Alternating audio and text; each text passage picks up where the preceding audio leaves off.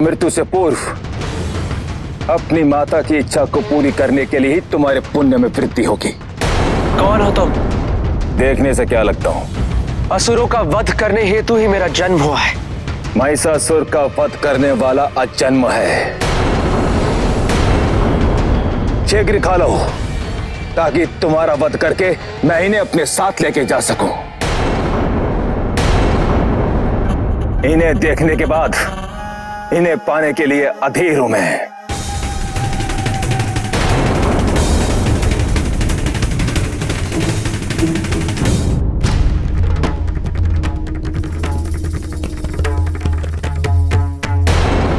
आज तक कितनी प्रबल इच्छा किसी स्त्री को पाने के लिए नहीं हुई और ना ही कभी होगी।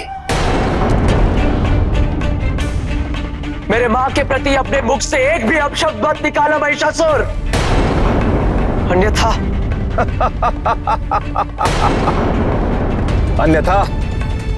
अन्यथा क्या? तुमने तो अपने पिता को वचन दिया है कि तुम उनके आदेश के बिना कोई शस्त्र नहीं उठाओगे, और तुम्हारे पिता यहां उपस्थित भी नहीं है, और अगर होते भी तो क्या कर लेते?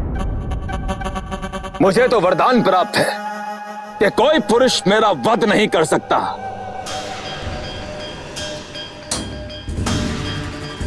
यदि तुम प्रयास करना चाहते हो तो करके देख सकते हो।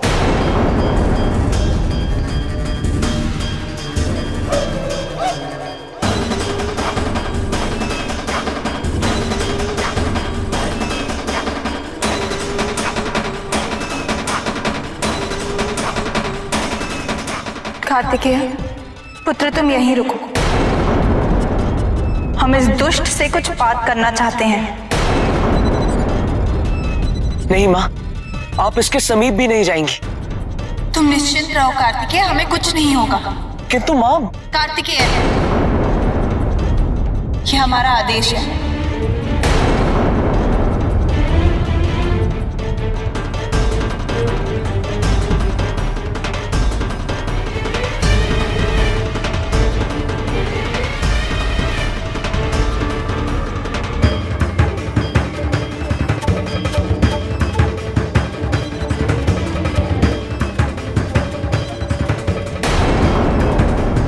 मेरी भूल है पार्वती, मैंने तुम्हारे पुत्र के सामने अनुराग भई बातें करनी आरंभ कर दी,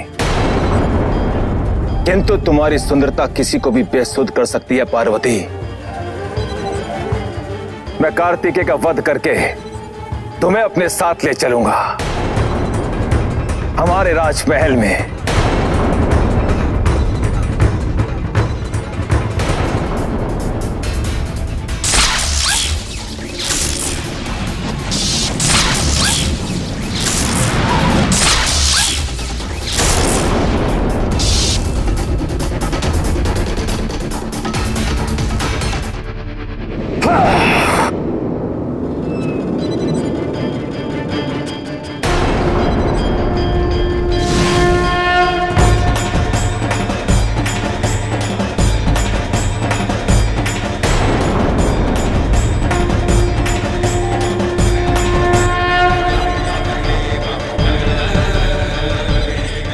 तुम रूपवान हो, मेधावी हो और शक्तिशाली भी हो।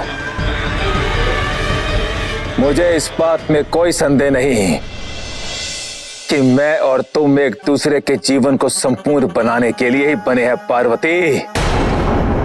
हम यहाँ तुम्हारे जीवन को संपूर्ण करने हेतु नहीं, तुम्हारे जीवन का अंत करने आए हैं। नहीं पार्वती, ऐसा मत करना। मैं तुम पर प्रहार नहीं कर सकता हूं। मैं स्त्रियों का कितना सम्मान करता हूं। स्त्री से हिंसा करना मेरा स्वभाव ही नहीं। स्त्रियों के प्रति तुम्हारी विचारधारा से हम भली भांति अवगत हैं मूर्ख। स्त्रियों पे जो अत्याचार तुम करते आए हो, शोषण करते आए हो, तुम्हारे प्रत्येक दुष्कर्म से हम अवगत हैं। तुम समझते हो कि स्त्री निर्बल होती है, किंतु तुम ये नहीं जानते कि एक स्त्री अपने पर अत्याचार फिर भी सहन कर लेती है। किंतु जब उसके पुत्र पर कोई संकट आता है तो वो किसी भी सीमा को लांघ सकती है, किसी भी शक्ति का सामना कर सकती है। एक क्षण रुको, मैं महाराज बजरंग को अपना दिया वचन तो पूरा कर लूं। कार्तिकेय का वध करके मैं तुम्हारी शंकाओं का भी निवारण कर दूंगा। महिषासुर! ए सुंदरी, महिषासुर के धैर्य की सीमा टूट गई तो तेरा रूप ही तेरा अभिशाप बन जाएगा। एक मां के कर्तव्य को चुनौती देने वाले दुष्ट, तुम्हारा ये अहंकार और क्रूरता ही तुम्हारे मृत्यु का कारण बनेगी। तुम मुझसे युद्ध करना चाहती हो, करो। किसी भी मार्ग का चुनाव करना है, करो। आना तो मेरे पास ही है। यदि बिना युद्ध की आओगी तो मुझे जीत कर मेरी बनोगी, और यदि युद्ध करके आओगी तो पराजित होकर के मेरा बनना पड़ेगा।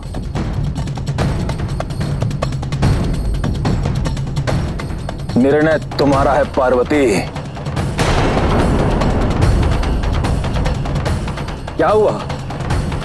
भयभीत हो गई? स्वीकार नहीं है मेरी चुनौती? स्वीकार है।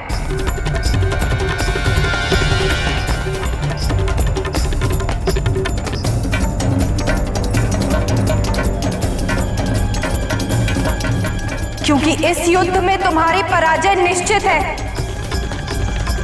तुम्हारा संहार निश्चित है।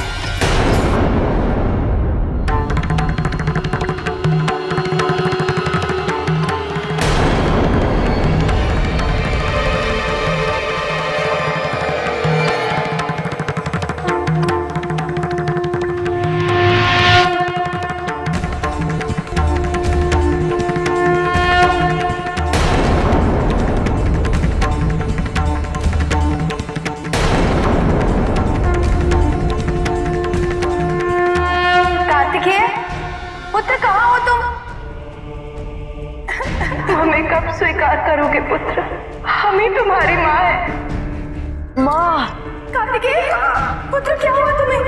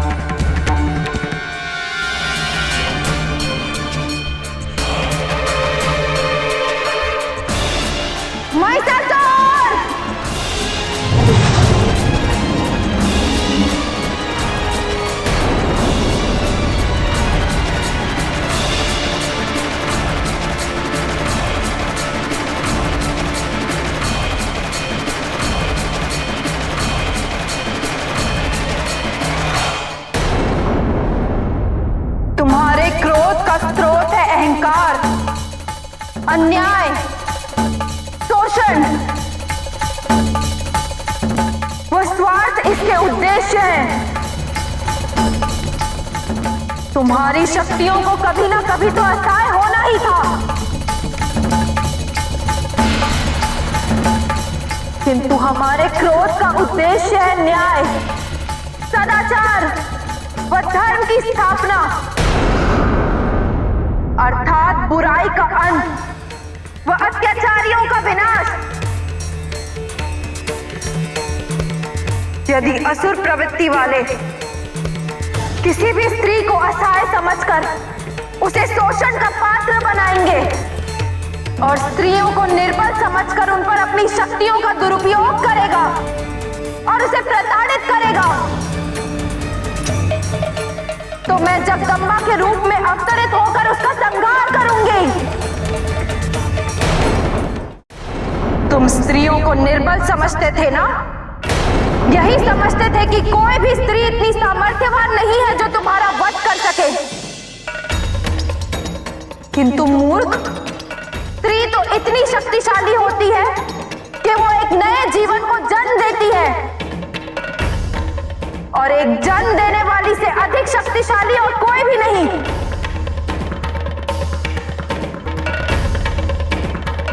तुझे अहंकार है ना अपने वरदान पर कि तुझे कोई भी पुरुष मार नहीं सकता, किंतु समय आने पर यही अहंकार तुझे अंधा कर देगा।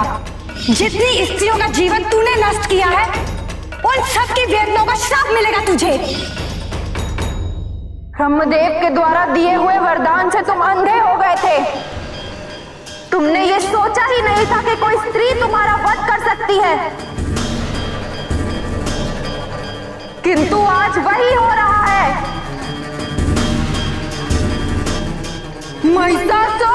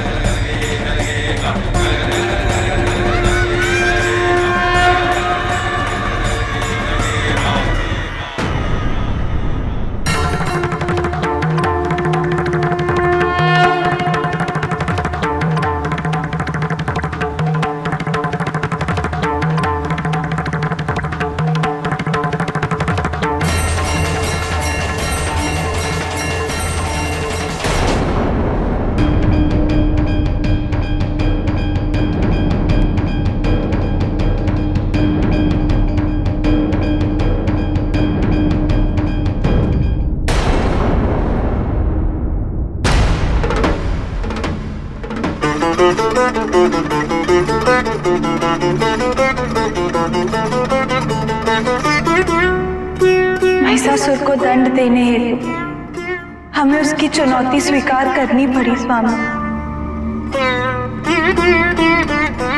जो एक स्त्री, एक पत्नी और एक मां के लिए अशोभनीय था। हमें क्षमा कर दीजिए। तुम क्षमा क्यों मांग रही हो पार्वती? तुमने महिषासुर से जो भी कहा वो उसकी पार्श्विक प्रवृत्ति का ही प्रतिबिंब था। विशेष रूप से इस परिस्थिति में महिषासुर के अहंकार का विनाश करने हेतु उसकी चेतावनी को स्वीकार करना अनिवार्य था।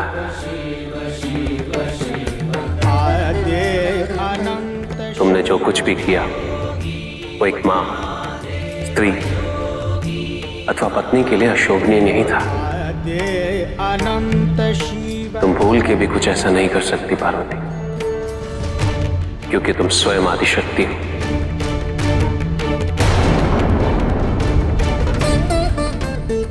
स्त्री रूप का गौरव तुमसे ही है। स्त्री शक्ति की पराकाष्ठा हो तुम।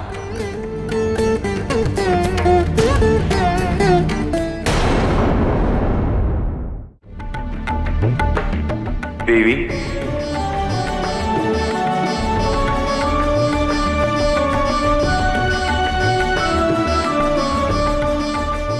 तो जगत जननी है। मां बनना, कहलाना ये तो सहज है, किंतु मां का दायित्व निभाना अत्यंत कठिन।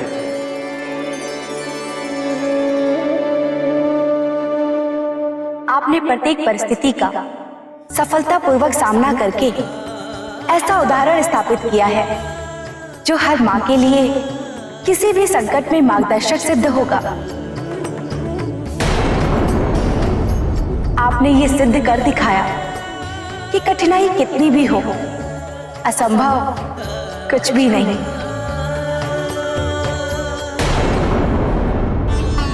मातृत्व का मूल गुण संतान की रक्षा करना है।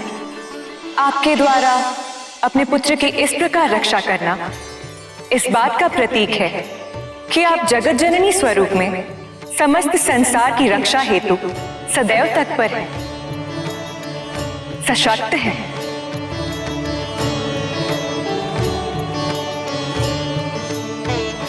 शक्ति स्वरूपा, महिषासुर मर्दनी,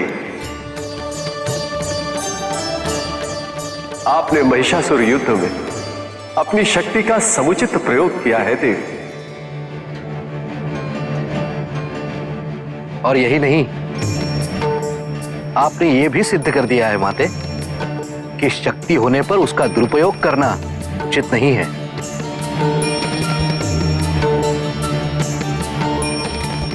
आप महान हैं माते।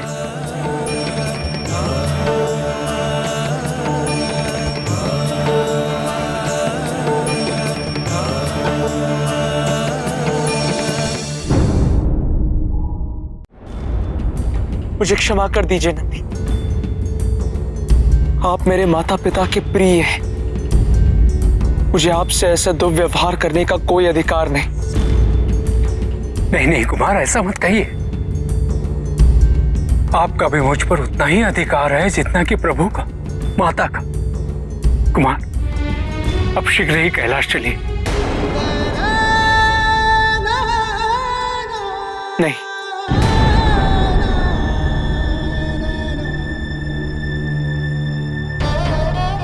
मेरे लिए अब उनके समक्ष जाना संभव नहीं है। ऐसा भी क्या हुआ है कुमार? अपने माता पिता के समक्ष जाने में संकोच क्यों? मुझे उनकी प्रतिष्ठा का आभास हुआ है, उनके महानता की अनुभूति हुई है मुझे।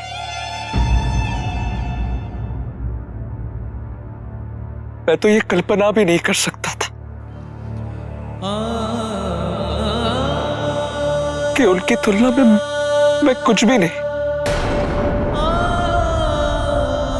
आजीवन प्रयास करने के पश्चात भी मैं उनके जैसा कभी बन नहीं पाऊंगा नंदी।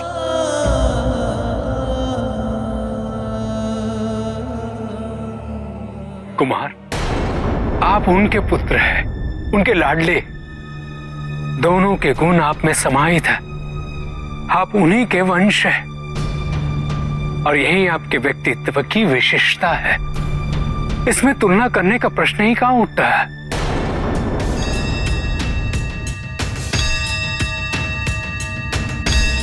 आप समझ नहीं रहे नंदी। तारकासुर के वध के पश्चात मेरे समक्ष ये प्रश्न था कि इतने महान और इतने शक्तिशाली माता पिता के प्रतिबिंब होने के सिवा मैं कुछ हूं भी या नहीं। किंतु आज अपनी मां का ये रूप देखने के पश्चात मुझ में अपनी अनुपयोगिता और अपनी निरर्थकता की अनुभूति और भी प्रबल हो गई है। तारकासुर के वध ने मुझे अपने पिता से बहुत दूर कर दिया था।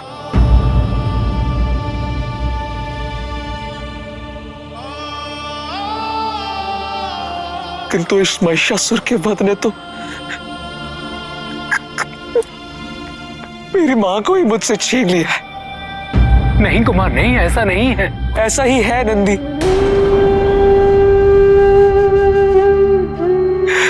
अब मैं अपनी मां से पहले जैसा व्यवहार कैसे कर पाऊंगा? बताइए नंदी।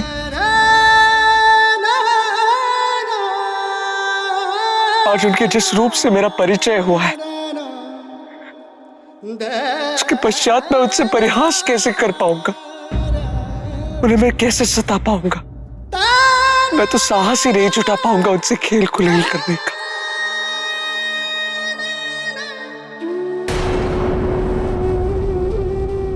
जब वो मुझे अपने हाथों से भोजन खिलाएंगी, तब मैं उन्हें अपने पीछे कैसे भगाऊंगा नंदी?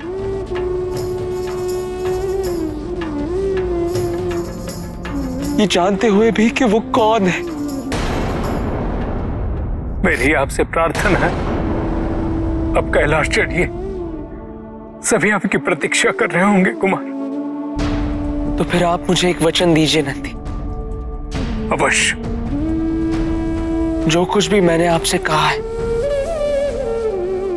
वो आप किसी से नहीं कहेंगे, किसी से भी नहीं।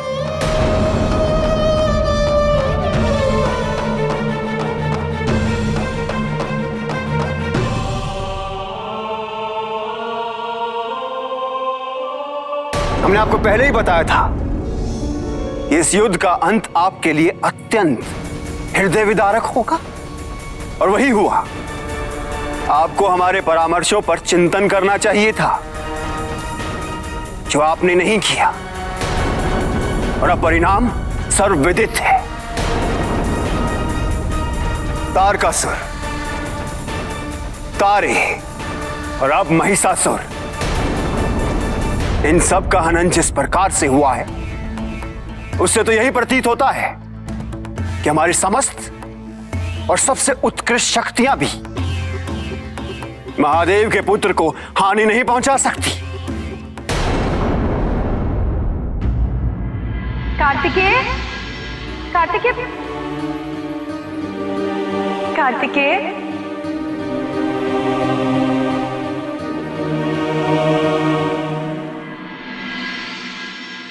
कार्तिकेय, पुत्र देखो हमने तुम्हारे लिए क्या बनाया है।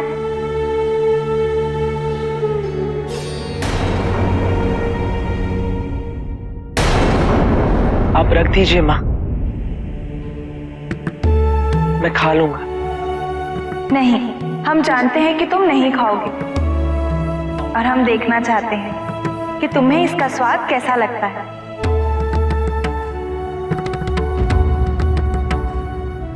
अब इतने बड़े हो गए हो तुम कि अपनी माँ के हाथों से खाना भी नहीं खाओगे। चलो आओ, आओ बैठो यहाँ, आओ।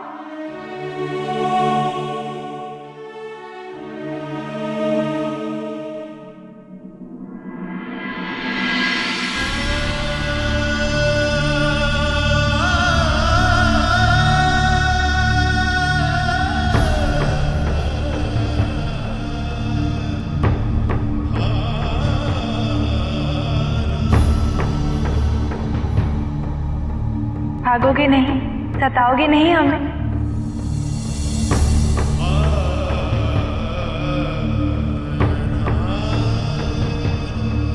क्या हो गया है तुम्हें पुत्र?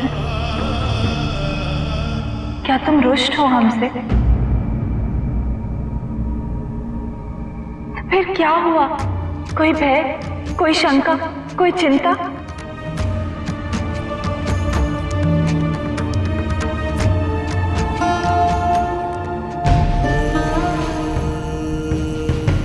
योद्धा बनने के पश्चात तुम में कई परिवर्तन आए हैं पुत्र।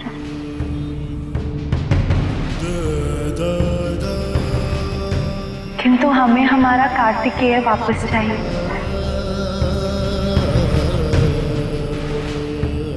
वो कार्तिकेय जो नटखट था। हमें तुम्हारा बालपन वापस चाहिए। क्या तुम्हें नहीं चाहिए?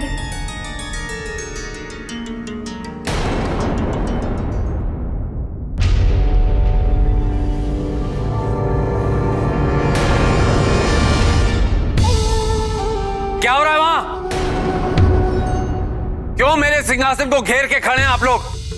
क्योंकि आज कार्तिकेय का राज्याभिषेक है इंद्रदेव। क्या?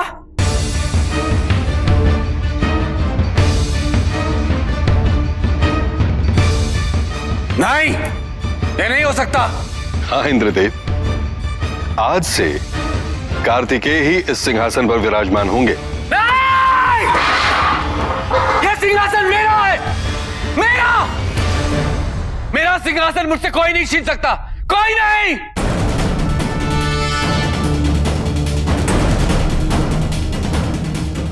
नहीं, छोड़ो मुझे, छोड़ो! नहीं! नहीं! नहीं!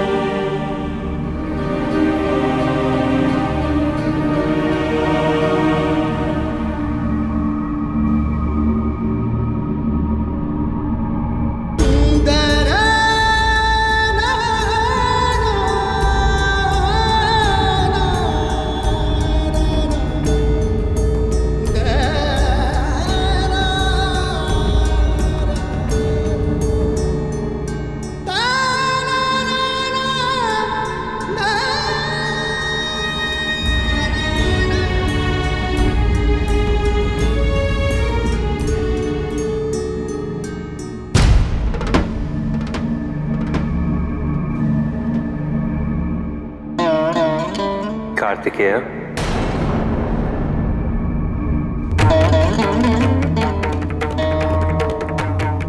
कहीं जा रहे हो पुत्र?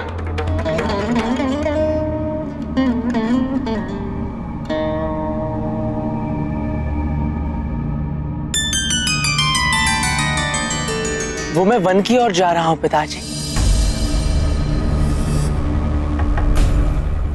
वन की ओर क्यों पुत्र? सत्य की खोज में पिताजी, अपने सत्य की खोज में। सत्य को जानने के लिए वन में जाना अनिवार्य नहीं है। अपने निजी, पारिवारिक और सामाजिक दायित्वों का परित्याग भी आवश्यक नहीं है। सत्य तो सदैव हमारे साथ है, हमारे सामने है, किंतु हम स्वयं धीरे धीरे उस पे अपने क्रोध, अपने अहम, भय, विचार और महत्वाकांक्षाओं जैसे कई आवरण चढ़ा देते हैं। सत्य हमसे नहीं, हम स्वयं सत्य से दूर हो जाते हैं।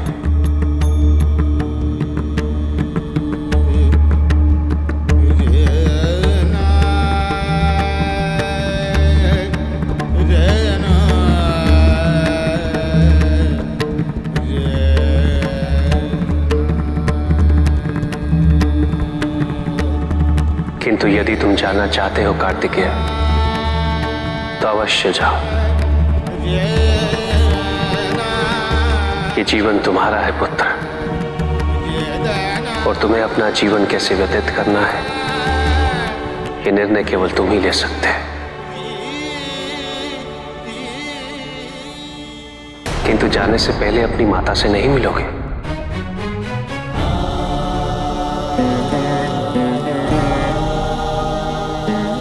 वो माता जो सदैव तुम्हारे पीछे भोजन लेके भागा करती थी, जो तुम्हारे छोटे से छोटे कष्ट पे अत्यंत व्याकुल हो जाती थी। कार्तिकेय, अपनी मां के उस रूप के दर्शन होने के पश्चात तुम्हारे मन में जो विचार उत्पन्न हो रहे हैं, स्वाभाविक है। यदि तुम अपनी मां की वास्तविकता से पहले ही अवगत होते तो ये शंकाएं तुम्हारे मन में कभी उत्पन्न नहीं होती।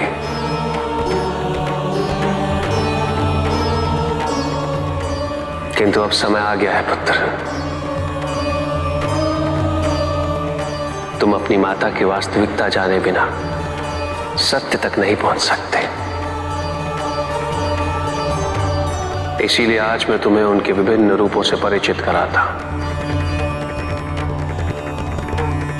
इसी में निहित है समस्त सृष्टि का ज्ञान।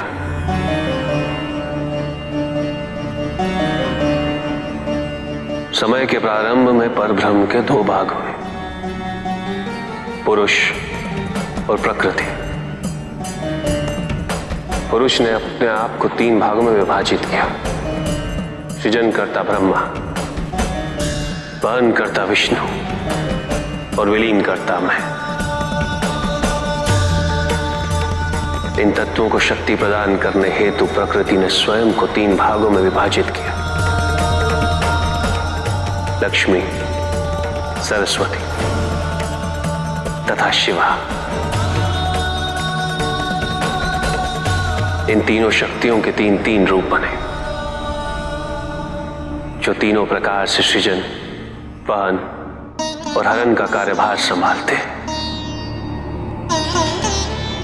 इनके ये 9 रूप ही 9 दुर्गा हैं।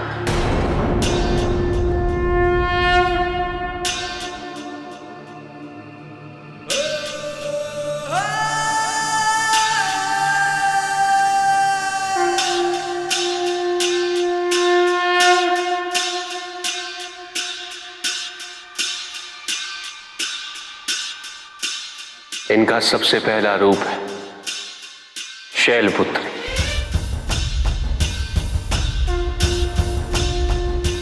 शैलपुत्री अर्थात पर्वतराज हिमावन की पुत्री। इनका वाहन वृषभ है और इसी कारणवश इन्हें वृषारुधा के नाम से भी जाना जाता है।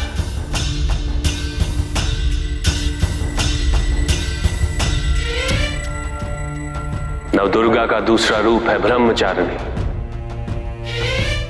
ब्रह्म अर्थात तपस्या, चारिणी अर्थात आचरण करने वाली।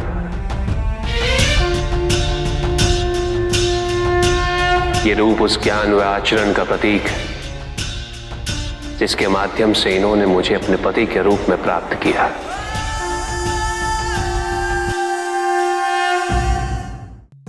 नवदुर्गा का तीसरा रूप है चंद्रघंटा। मस्तक पे घंटे के आकार में आधा चंद्र। ये रूप अत्यंत शांतिदायक और कल्याणकारी है। विभिन्न प्रकार के अस्त्र और शस्त्र इनकी 8 भुजाओं में सुसज्जित है। इनका तीसरा नेत्र सदैव खुला रहता है। चंद्रघंटा का वाहन सिंह है। ये युद्ध करने हेतु सदैव तत्पर रहती है। इनकी आराधना करने से निर्भीकता और वीरता के साथ ही सौम्यता और विनम्रता का विकास निश्चित है।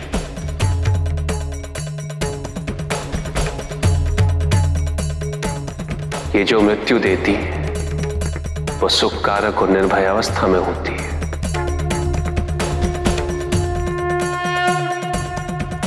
इनकी मंद मंद हंसी से संसार का जन्म संभव होता है और इसी कारणवश इसे कुष्मांडा के नाम से जाना जाता है।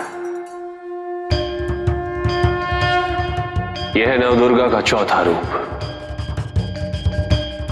अष्टभुजा, शस्त्रधारिणी, व्याघ्रवाहिनी, हिरण्यवर्णा। केवल यही है जो सूर्य के भीतर लोक में वास करती है। 10 दिशाएं इन्हीं से आलोकित है।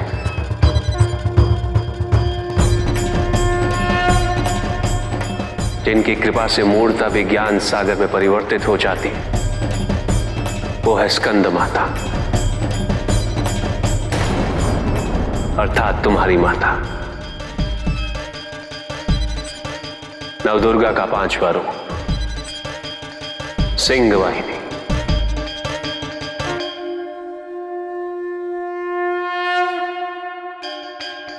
और इनकी उपासना द्वारा मोक्ष का मार्ग सुलभ होता है।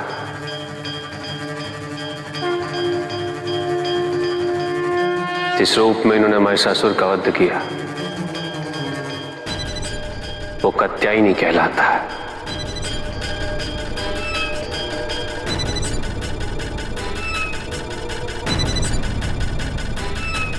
इनकी आराधना करने से अर्थ, धर्म, काम और मोक्ष फलों की प्राप्ति होती है।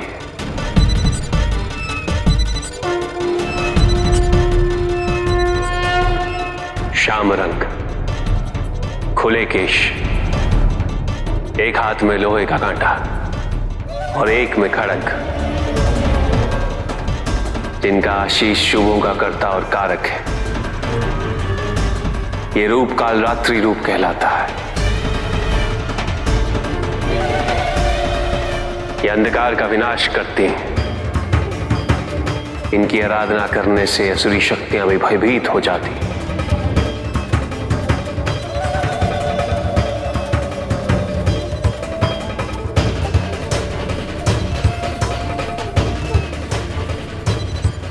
श्वेत वर्ण, श्वेत वस्त्रों से सुसज्जित, चतुर्भुज, त्रिशूलधारी, तालवाद्य धारण करने वाली ये इस रूप में अपने उपासकों को अभयदान देती। ये इनका महागौरी रूप है। मां दुर्गा का 9वां रूप सिद्धदात्री कहलाता है। प्रकम में अशित्व, वशित्व, ये 8 सिद्धियां केवल इन्हीं की कृपा से प्राप्त हो सकती है।